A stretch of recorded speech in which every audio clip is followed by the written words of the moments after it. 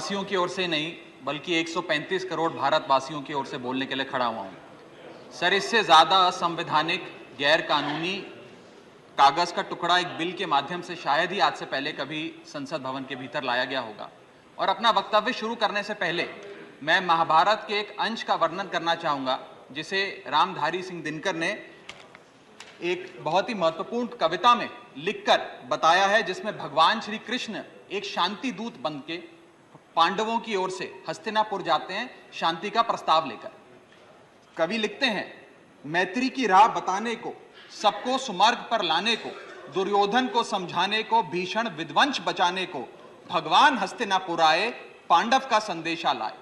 भगवान कहते हैं, दो न्याय अगर तो आधा दो, पर इसमें भी यदि बाधा हो तो दे दो केवल 5 ग्राम, रखो अपनी धरती तमाम, हम वहीं खुशी से खाएंगे, परिजन पर हंसी ना उड़ाएंगे। पर दुर्योधन वो भी दे ना सका, आशीष समाज की ले ना सका, उल्टा हरि को बांधने चला, जो असाध्य था उसे साधने चला, जब नाश मनुष्य पर छाता है, पहले विवेक मर जाता। सर, इसमें दिल्ली बिल का सार है। सर, हम न्याय की गुहार लगाने आपके सामने आए हैं, अपने हक मांगने आए हैं, अपने हक से ज्यादा मांगने नहीं आए। सर, मैं अपने वक्तव्य को 3 भाग में बांटता हूं। पहला, कि यह बिल कैसे एक राजनीतिक धोखा है, पॉलिटिकल फ्रॉड है।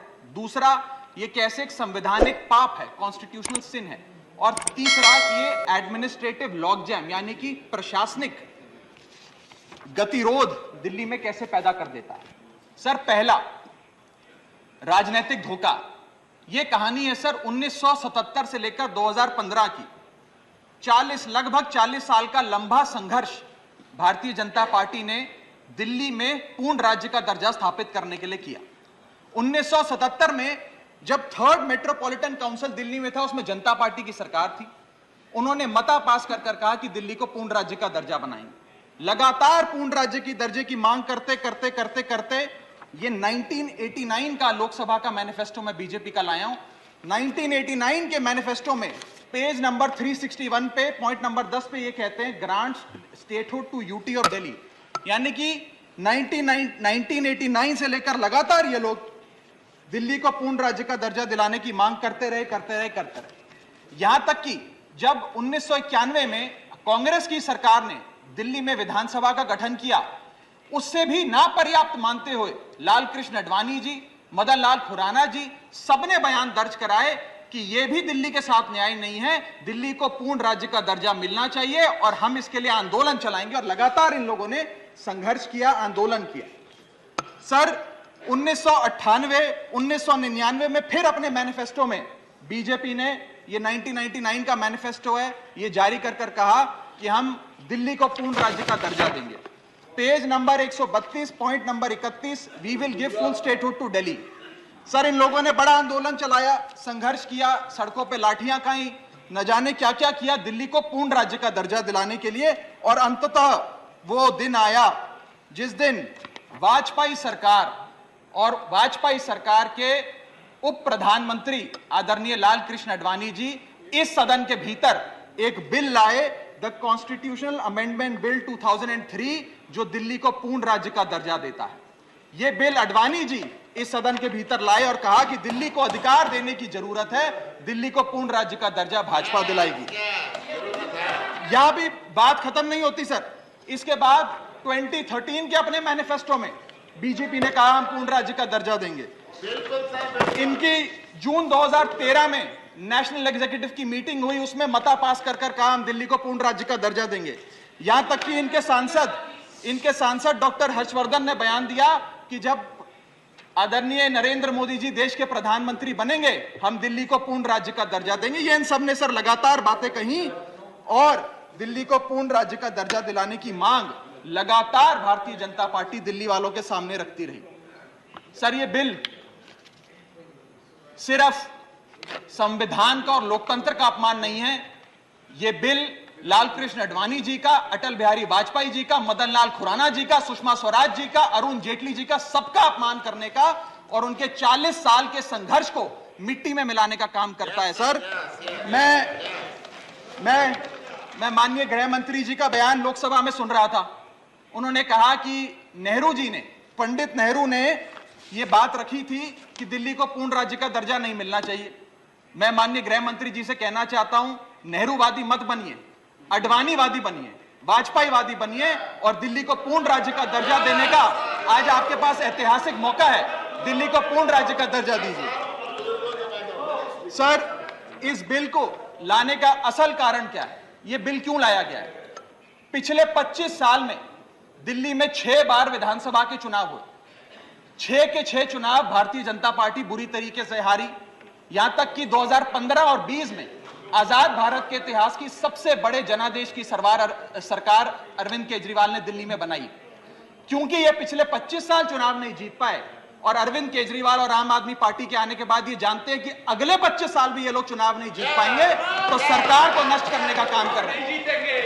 ना रहेगी सरकार और ना रहेगा चुनावों का महत्व, ना रहेगा बांस, ना बजेगी बांसुरी। लेकिन मैं आज इस मन से भाजपा से अनुरोध करूंगा कि कम से कम लालकृष्ण आडवाणी जी को न्याय दीजिए, कम से कम उनकी इच्छा पूरी करिए, दिल्ली को पूर्ण राज्य का दर्जा दीजिए। सर, मेरा दूसरा भाग कि कैसे यह बिल एक संवैधानिक पाप है।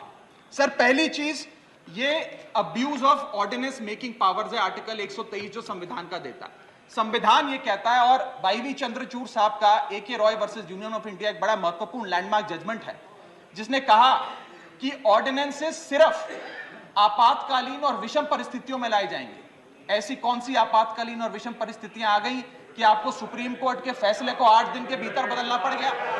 दूसरा सर, देखिए सर, सुप्रीम कोर्ट की दूसरा बिंदु, यह सुप्रीम कोर्ट का अपमान है।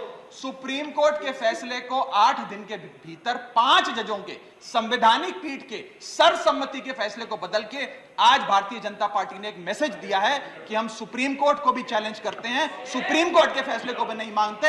आपको जो ऑर्डर जारी करना है करो, हम चंद दिनों के अंदर ऑर्डिनेंस लाकर उस फैसले को बदल देंगे। They have challenged the majesty of the honourable supreme court. Sir, और मैं आपको ये कहना चाहता हूं कि आजकल जो ऑर्डिनेंस लाने की जो एक फेटिश इस सरकार ने देखी, चाहे वो लैंड एक्विजिशन बिल हो, चाहे वो फार्म बिल हो, चाहे ईडी के डायरेक्टर का एक्सटेंशन हो, जो ये सारी चीजें ऑर्डिनेंसेस के माध्यम से इन्होंने करी थी, इस बिल का हश्र भी वही होगा जो सारे पुराने बिलों का हुआ था।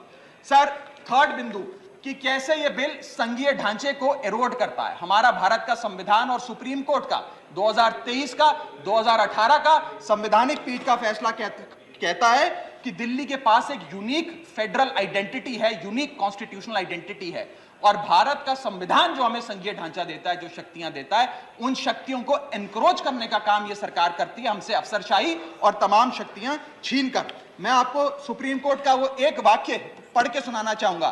The majority in the 2018 constitutional जज bench held that while the NCT of Delhi could not be accorded with the status of a state, the concept of federalism is applicable to Delhi. हम पूर्ण राज्य नहीं है, लेकिन फिर भी राज्य का दर्जा एक संघीय ढांचे के परिप्रेक्ष्य में दिल्ली को मिलता है।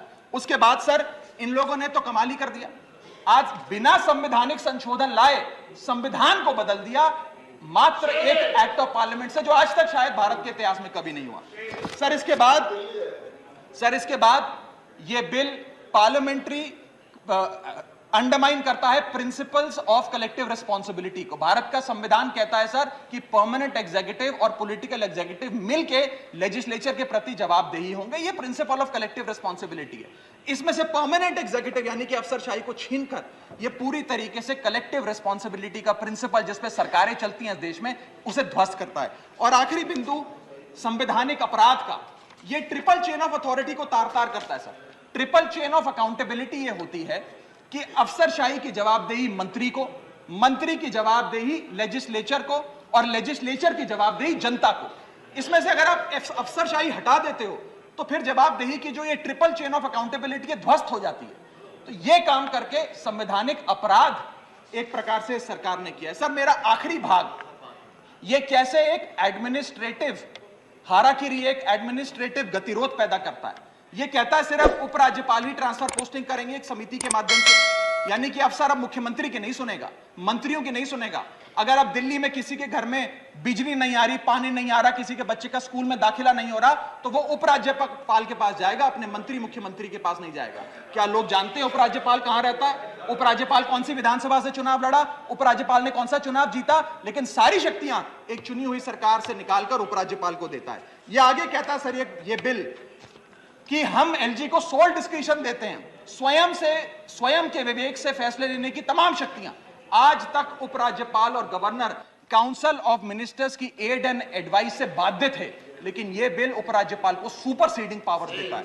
आगे सर यह बिल जितने भी ब्यूरोक्रेट्स हैं उन्हें एक जुडिशियल अथॉरिटी बना देता है। यह कहता है अफसरशाही तय करेगी कि मंत्री का फैसला सही है कि मंत्री का फैसला गलत है, और अगर अफसर को मंत्री का कोई फैसला पसंद नहीं आया तो अफसर मंत्री का फैसला लागू करने से मना कर सकते हैं। और सर यह बिल अथॉरिटी, कमीशंस और कॉरपोरेशंस बनाने की, तमाम गठन करने की, नियुक्ति करने की शक्तियां सारी की सारी केंद्र सरकार को दे देता है। यानी कि सरकार की चाबी एक प्रकार से केंद्र सरकार को हाथ में पकड़ा देता है। सर माननीय गृह मंत्री जी ने कहा था कि आम आदमी पार्टी एक सुपारी सी जितनी पार्टी है, एक सुपारी जितनी छोटी सी पार्टी है। सर ये वो सुपारी जितनी पार्टी है जो आजाद भारत के इतिहास का फास्टेस्ट ग्रोइंग पॉलिटिकल स्टार्टअप कहलाती है। ये वो सुपारी जितनी पार्टी है जिसने 3 बार भाजपा को दिल्ली में हराया और 2 बार 2015 और 20 में आजाद भारत के इतिहास की सबसे बड़ी जनादेश की सरकार बनाई। ये वो सुपारी जितनी पार्टी है जिसने पंजाब में भाजपा को लगभग शून्य पर लाकर खड़ा कर दिया। ये वो सुपारी जितनी पार्टी है जो 10 साल में राष्ट्रीय पार्टी बनी। ये वो सुपारी जितनी पार्टी है जिसके 161 विधायक और 11 सांसद है। और ये वो सुपारी जितनी पार्टी है जिसका काम देखने के लिए first lady of United states of America और यूनाइटेड जनरल के पूर्व प्रमुख बान की मून आते हैं। सर मैं आज अपने साथी जो आंध्र प्रदेश और उड़ीसा की सरकार चलाते हैं उन्हें कहना चाहूंगा, आपकी जरूर कुछ मजबूरियां रही होंगी जिसके चलते आपने ये फैसला लिया इस सरकार के इस बिल का समर्थन करने में। कुछ तो मजबूरियां रही होंगी, यूं ही कोई बेवफा नहीं होता।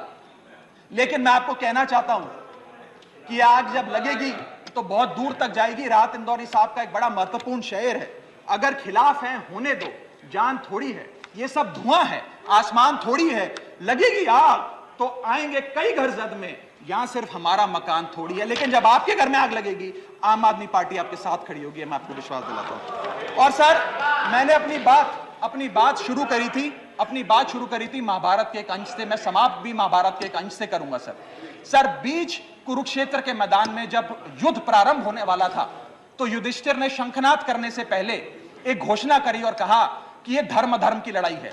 मेरी सेना में खड़े मेरे पीछे जितने योद्धा हैं, अगर उन्हें लगता है कि धर्म मेरे साथ नहीं कौरवों के साथ है तो मेरी सेना छोड़कर सामने वाली मेरी दुश्मन की सेना में जाकर खड़े हो जाएं, उनकी ओर से युद्ध करें। और अगर कौरव सेना में कोई योद्धा है जिसे लगता है कि धर्म युधिष्ठिर के साथ है, पांडवों के साथ है, तो आप कौरवों की सेना छोड़कर मेरी सेना में आइए, मैं बाहें फैलाकर आपका स्वागत करूंगा। उस समय कौरवों का एक भाई युयुत्सु कौरव सेना छोड़कर पांडवों की ओर आया और पांडवों की ओर से युद्ध लड़ा। मैं उसी बात का जिक्र करते हुए आज इस सदन में बैठे तमाम सांसदों को कहना चाहता हूं, राज्यसभा काउंसिल ऑफ स्टेट्स है, हम लोग काउंसिल ऑफ स्टेट्स है, जहां ज्यादा जिम्मेदारी बनती है राज्यों के हकों की, अधिकारों की रक्षा करने की।